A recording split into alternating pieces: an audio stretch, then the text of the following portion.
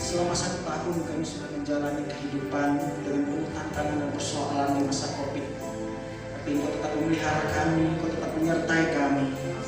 Terima kasih untuk kasih-Mu yang tidak terbatas dalam hidup kami ya Tuhan. Beberapa hari lagi kami akan meninggalkan tahun ini dan kami akan masuk pada tahun yang baru. Kami percaya bahwa penyertaan Tuhan tidak pernah meninggalkan kami. Engkau selalu bersama-sama dengan kami. Kami sudah memuji Engkau ya Tuhan, tibalah waktunya kami untuk mendengarkan firman-Mu. Oleh karena itu ya Tuhan, berfirmanlah di dalam diri kami ya Tuhan. Berkatilah kami dengan firman-Mu ya Tuhan, sehingga kami pulang, kami diberkati oleh Tuhan. Terima kasih, segala kemuliaan dan hormat hanya bagi nama-Mu. Terpujilah nama-Mu.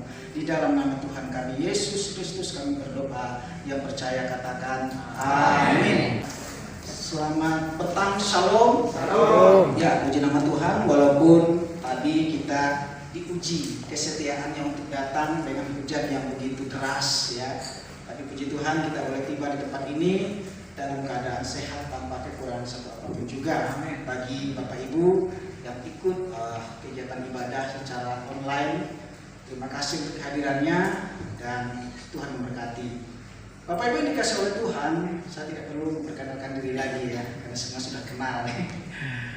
Oke, kita akan membaca satu nas kitab suci kita di dalam 1 Petrus pasal yang ke-1 ayat yang ke-22. Kita akan baca secara bersama-sama. Saya meminta Bapak Ibu untuk berdiri, kita menghargai menghormati firman Tuhan. Ya, sudah ada di teks ya. Oke, kita akan membaca 1, 2, 3. Karena kamu telah menyucikan dirimu oleh ketaatan kepada kebenaran, sehingga kamu dapat mengamalkan kasih persaudaraan yang tulus ikhlas. Hendaklah kamu sungguh-sungguh saling mengasihi dengan segenap hatimu. Silakan duduk Bapak Ibu yang dikasih oleh Tuhan. Tema yang saya sampaikan adalah tema yang dicanangkan oleh PGI dan KWI ya, yaitu cinta kasih Kristus yang menggerakkan persaudaraan. Bapak Ibu yang dikasih oleh Tuhan, dalam nats yang kita baca tadi, di sana dikatakan bahwa kita taat kepada kebenaran. Apa sih kebenaran itu? Setiap orang memiliki kebenaran. Sekelompok orang memiliki kebenaran. Tapi hanya ada satu kebenaran yang benar, yaitu Yesus Kristus. Kalau kita baca Yohanes 14 ayat 6 dikatakan Yesus adalah kebenaran dan hidup. Tidak ada seorang pun yang datang kepada Bapa kalau tidak melalui Aku. Itu perkataan yang Yesus sampaikan bagi kita semua, bahwa Dia adalah sumber kebenaran. Kalau kita ada di dalam Dia, maka kita akan menjadi orang yang benar.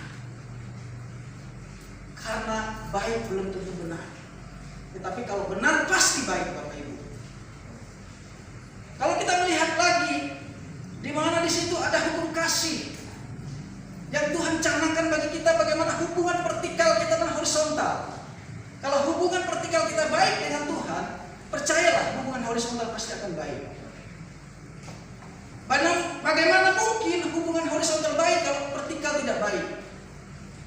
Kelihatannya baik, tapi di dalamnya ada kemunafikan, ada penyelewengan, ada motivasi-motivasi yang tersembunyi dari semuanya itu. Oleh karena itu Bapak Ibu yang dikasih oleh Tuhan, cinta agape bisa menggerakkan Philadelphia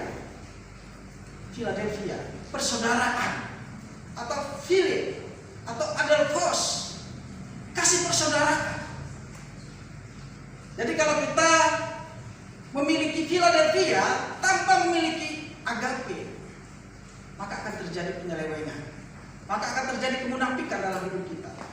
Tetapi kalau kita melandasi Yesus sebagai cinta yang sejati, maka dia akan membenarkan Philadelphia. Dia akan membenarkan philia atau adelphos atau kasih persaudaraan. Bapak Ibu yang dikasihi oleh Tuhan, mari kita diajak oleh Tuhan untuk mencari kebaikan dari orang lain. Kenapa? Karena kalau kita mencari kebaikan dari orang lain, maka agape itu akan ada dalam diri kita. Dan kalau agape itu ada dalam diri kita, maka Philadelphia juga akan hadir di dalam kehidupan kita. Bapak Ibu yang dikasihi oleh Tuhan, kasih persaudaraan atau sahabat, di sini saya menyampaikan ada dua menurut pengertian daripada kitab suci Alkitab kita. Di dalam bahasa Yunani di sana dikatakan phileo atau philos, sahabat. Artinya mengasihi, menyayangi seseorang, mencintai seseorang.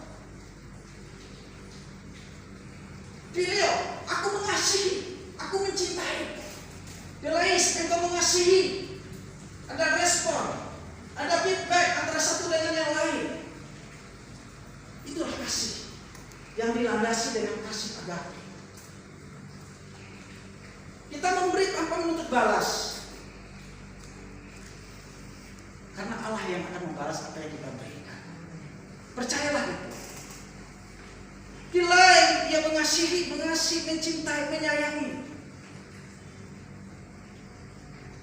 Philomen, kami atau kita mengasihi. Philai, kalian mengasihi, kita mengasihi, semua mengasihi. Philosi, mereka mengasihi. Semuanya itu dilandasi kasih daripada agape.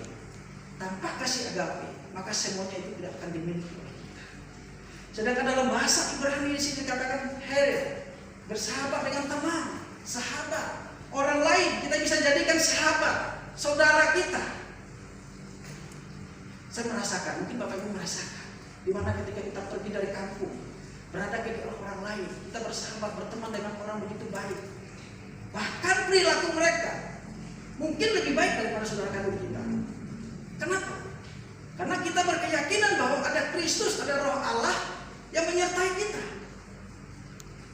Immanuel, Allah yang bersama dengan kita. Allah menanamkan kasih agape dalam diri orang itu sehingga dia bisa mengasihi kita dengan tulus tanpa mengharapkan imbalan.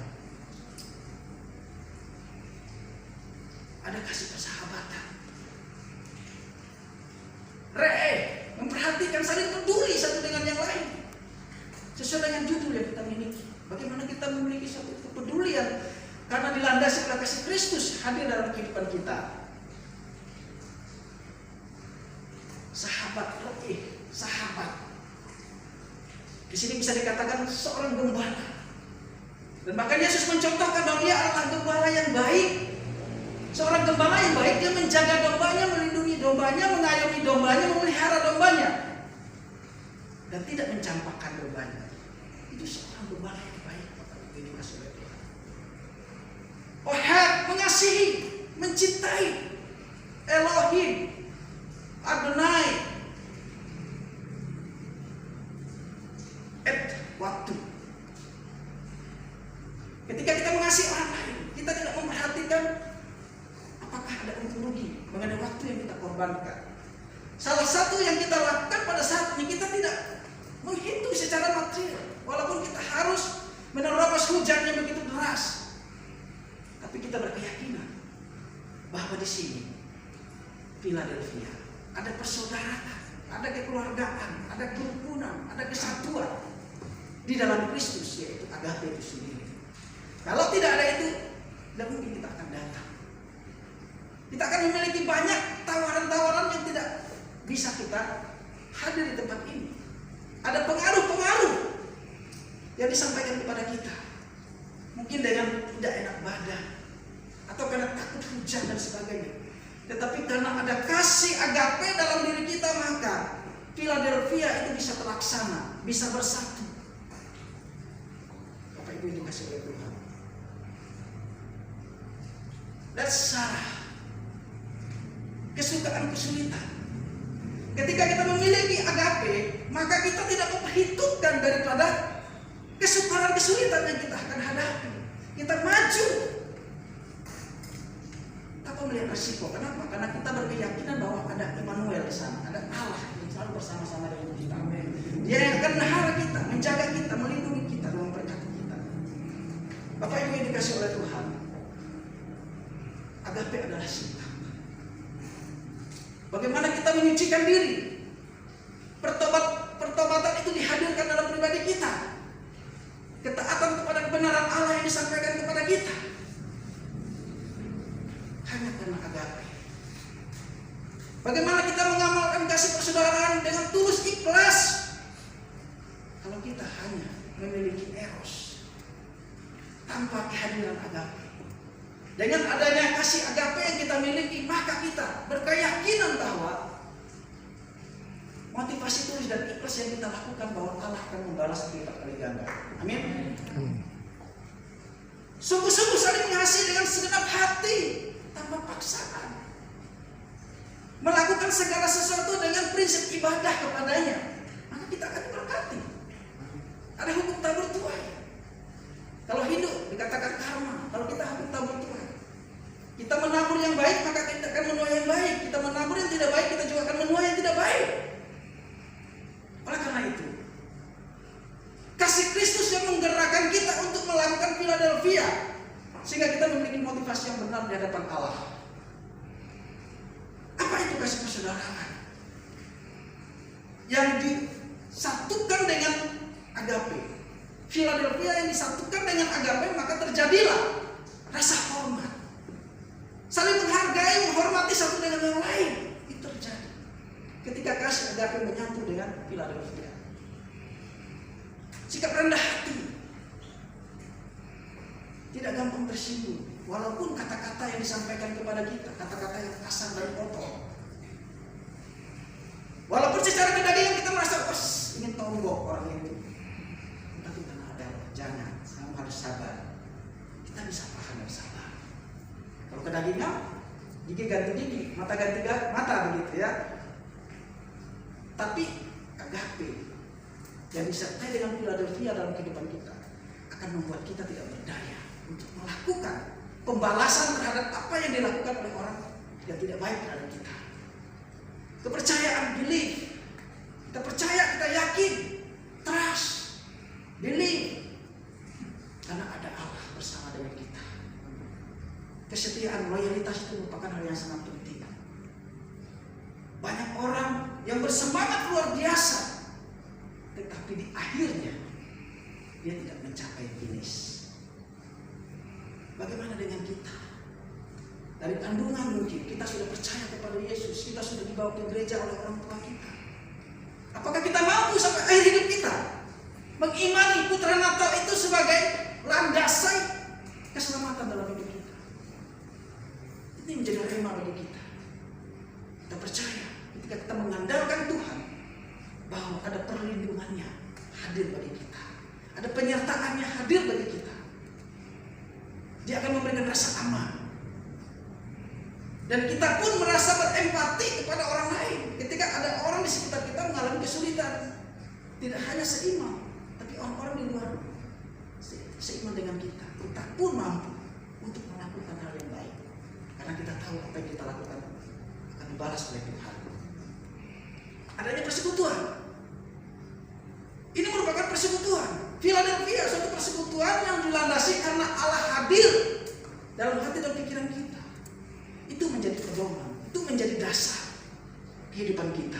Bapak Ibu yang dikasihi oleh Tuhan, ada 4 unsur kasih persaudaraan yang ingin saya sampaikan kepada kita mengenai Philadelphia. Taat pada kebenaran Tuhan Yesus, ini merupakan hal yang sangat penting. Taat kepada kebenaran Kristus, taat kepada amanat agung yang disampaikan kepada kita sebelum dia terangkat ke sorga. Dia menyampaikan lagi kepada kita bahwa kita harus memberitakan kabar tentang kebenaran keselamatan yang berasal dari Dia. Dan kalau kita melihat dalam Kisah Rasul 1:8 di sana, ada kata Yunani namanya dunamis, artinya kuasa yang diberikan kepada kita, yang tidak bisa dihalau oleh kuasa apapun. Maka kita dimampukan untuk melakukan pemberitaan kebenaran Allah di dalam kehidupan kita. Kita memberitakan Injil kepada orang-orang lain sesuai dengan karunia yang diberikan Tuhan kepada kita. Bapak Ibu sebagai penyuluh, lakukanlah pembinaan kepada kelompok pembinaan kita.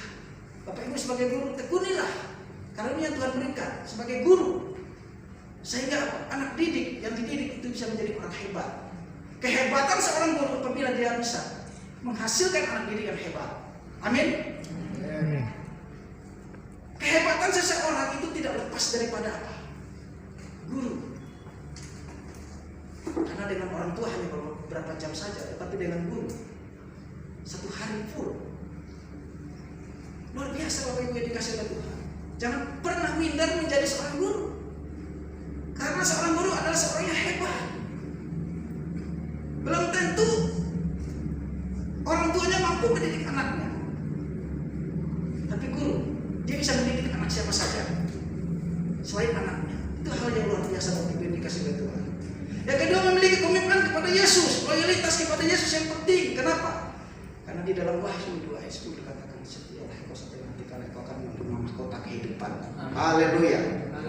Bapak Ibu yang dikasih oleh Tuhan, ada janji Allah. Banyak sekali janji Allah yang akan diberikan kepada kita bagi kita orang yang setia kepadanya. Jika kita setia, maka kita akan diberkati. Yang ketiga adalah mengasingkan diri untuk Yesus. Fokus di dalam kebenarannya. Mengabaikan keangkuhan kita, mengabaikan kesombongan kita, mengabaikan segala sesuatu yang ada di diri kita untuk apa? Merendahkan diri, melakukan kebenaran apa yang telah Yesus sampaikan kepada kita. Kalau kita membaca dalam Galatia pasal 5 ayat 22-23 di sana dikatakan ada 9 buah roh yang menjadi tugas kita untuk kita lakukan di dalam kehidupan kita. Silakan Bapak Ibu bisa baca sendiri ya. Kalau guru sudah tidak asing lagi ayat ini ya, karena suka disampaikan kepada siswanya. Bahkan di TK saya dicatat. Yang keempat adalah pengamalan kasih persaudaraan, praktik. Jadi iman tanpa perbuatan adalah mati. Kalau saya mengatakan saya mengasihi Yesus, mencintai Yesus, tetapi tidak ada tindakan, itu sama dengan orang Kristen yang mati. Karena iman sejati adalah iman disertai perbuatan, disertai dengan tindakan. Mungkin secara kedagingan kita seringkali melakukan pelanggaran, kesalahan, dan itulah sifatnya kita manusia, tidak terhindar dari situ. Tetapi kita harus bangkit kembali supaya apa? Supaya kita tetap bisa melakukan apa yang Tuhan Yesus perintahkan bagi kita. Kita bersyukur Bapak Ibu yang dikasih oleh Tuhan. Dari sekian juta orang yang tidak mengenal Tuhan yang benar, tapi kita ditetapkan untuk mengenal Tuhan yang benar. Kita punya keyakinan bahwa di dalam Kristus itu ada keselamatan. Kita yakini itu. Yang kelima adalah kasih yang tulus, bersungguh-sungguh. Kita baca dalam Amsal 17:17. Bahkan 1 Petrus 4:8 dikatakan bahwa kasih dapat menutupi dosa. Bahkan kasih menjadi landasan, menjadi dasar. Karena kalau bukan agape, kasih Allah hadir dalam kehidupan kita, maka kita binasa semua. Tapi karena Dia hadir dalam kehidupan kita, sehingga kita diselamatkan. Iman, pengharapan, dan kasih. Tetapi yang terbesar dari ketiganya adalah kasih. Hal yang luar biasa Bapak Ibu. Iman, pengharapan, dan kasih. Yang terbesar dari itu adalah kasih. Kalau saya punya iman, saya punya pengharapan, tapi kalau saya tidak care, tidak peduli dengan orang-orang yang ada di sekitar, itu namanya iman yang mati. Walaupun sekarang kita Natal perdana, ini memberikan suatu gambaran kepada kita untuk tahun yang akan datang mungkin lebih baik daripada ini, gitu ya. Amin. Amin. Dan mari kita bersepakat, karena Tuhan katakan ketika kita bersepakat, 2 janji Tuhan. Dipastikan itu akan berlaku bagi orang-orang yang beriman.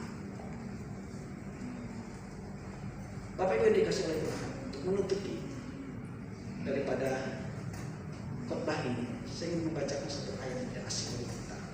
Amsal 17 ayat 17. Seorang sahabat menaruh kasih setia setiap waktu dan menjadi seorang saudara dalam kesukaran.